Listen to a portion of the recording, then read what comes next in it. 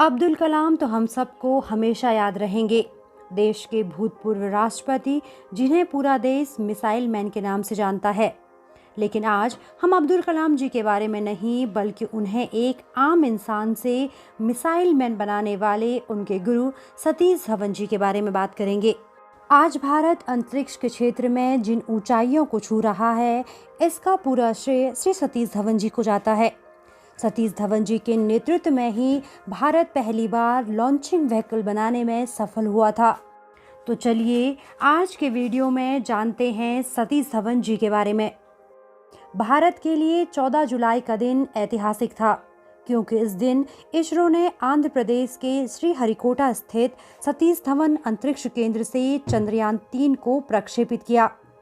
चंद्रयान 3 की लॉन्चिंग की खबर तो सुर्खियों में है ही, लेकिन यहाँ एक और बात गौर करने लायक है, और वो है स्पेस सेंटर का नाम।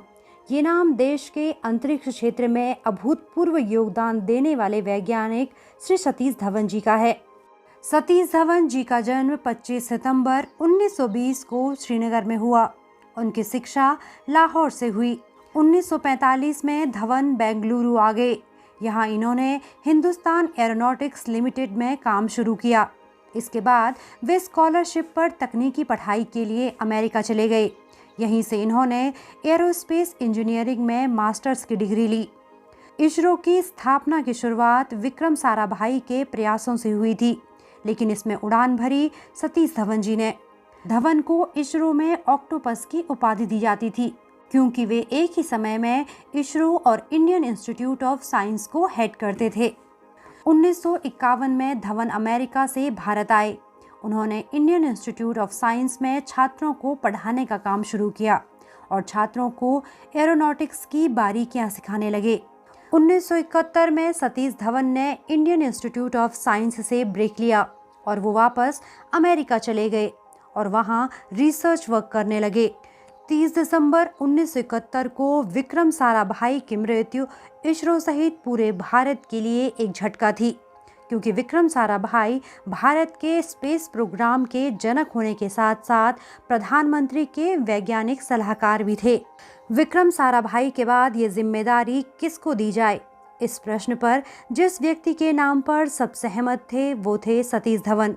लेकिन समस्या ये थी कि सतीश धवन इससे पहले रक्षा मंत्री के वैज्ञानिक सलाहकार के पद को ठुकरा चुके थे। ऐसे में ये प्रश्न सबके मन में था कि क्या वो इस बार का ऑफर एक्सेप्ट करेंगे। तमाम जद्दोजहद के बाद धवन तैयार तो हो गए, लेकिन उनकी कुछ शर्तें थी कि वो इंडियन इंस्टीट्यूट ऑफ साइंस के डायरेक्टर बने रहेंगे और साथ ही स्पेस मिशन का हेड ऑफिस अहमदाबाद से बेंगलुरु शिफ्ट किया जाए। इंदिरा गांधी ने उनकी ये शर्तें मान ली। तब 1972 में धवन ने अमेरिका से लौटने के बाद इसरो के डायरेक्टर का पद संभाल लिया और इसरो को नई ऊंचाइयों तक पहुंचाया। उन्होंने देश भर से नए नए वैज्ञानिकों को इस क्षेत्र में आने के लिए भी प्रेरित किया। इन्हीं वैज्ञानिकों में एक नाम था अब्दुल कलाम का, यानी कलाम को मिसाइल मैन बनाने में सतीश धवन का योगदान बेहद अहम है। कलाम सतीश धवन से जुड़ा एक किस्सा सुनाते हुए कहते हैं कि 10 अगस्त 1979 को SLV-3 के जरिए एक 40 किलोग्राम के सैटेलाइट लॉन्च की प्रैक्टिस की जा रही थी। लॉन्च की सभी तैयारियां पूरी की जा चुकी थी। तभी कंप्यूटर पर लॉन्च कैंसिल करने का संदेश आने लगा। फैसला कलाम को लेना था, लेकिन उन्होंने रिस्क लिया और रॉकेट को लॉन्च कर दिया। लॉन्च के कुछ समय बाद रॉकेट बंगाल की खाड़ी में जा गिरा। उस समय पूरा मीडिया कलाम को इस फेलियर के लिए जिम्मेदार बता रहा था, लेकिन तब सतीश धवन सामने आए और बोले, हम असफल जरूर रहे, लेकिन मुझे अपनी टीम पर पूरा भरोसा है। मुझे विश्वास है कि अगली बार हम जरूर कामयाब होंगे। और इसी विश्वास के साथ 18 जुलाई 1980 को एक और कोशिश की गई और ये कोशिश कामयाब भी रही। धवन 1984 तक इसरो के डायरेक्टर बने रहे।